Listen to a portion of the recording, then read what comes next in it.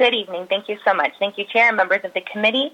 I thank you for hearing my testimony in support of Senate Bill 540 and 219. As elected officials with the duty to uphold the Constitution of our beautiful state, I testify today urging you to not only vote these out of committee, but to actively organize widespread support across your chamber to see that they get voted into law.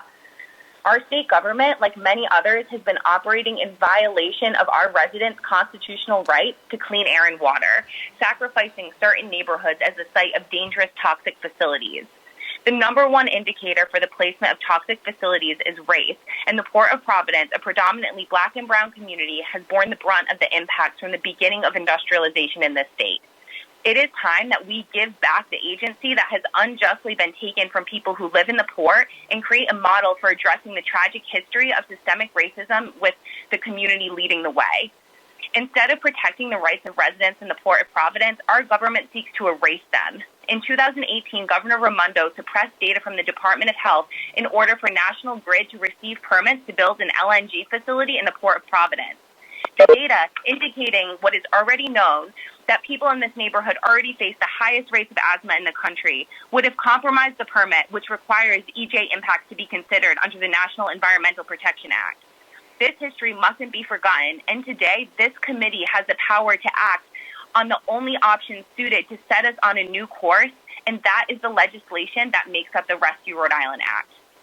This legislation is uniquely positioned to heal the unlawful, immoral, racist tragedies of human and environmental degradation in several important ways. One, it was led and created by the very community that it impacts and seeks to support. Two, not only does it prevent future harm, but it remediates the harm that's already being done. Three, it centers community decision-making and accountability, which is essential for resilience and sustainability. And four, it creates pathways for the benefits of the project to be realized by community members. These essential aspects must be included in any piece of legislation seeking to address racial injustice.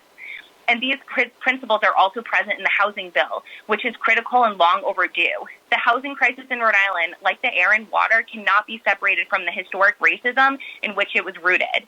I know my time is running out, so I will not go over the timeline and the history that I was going to lay out for you. And I'll just close by saying that I believe every person is competent and capable of meeting reality as it greets them plainly.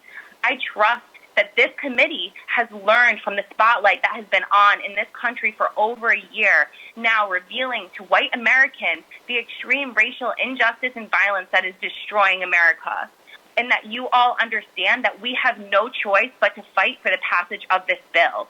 I am asking for your partnership in the fight for racial justice by voting these bills out of committee to a full Senate vote and organizing support among your colleagues. How you answer this call will reverberate into the lives of generations to come. Thank you so much. Thank you, Ms. DiPaolo. We appreciate your testimony this evening.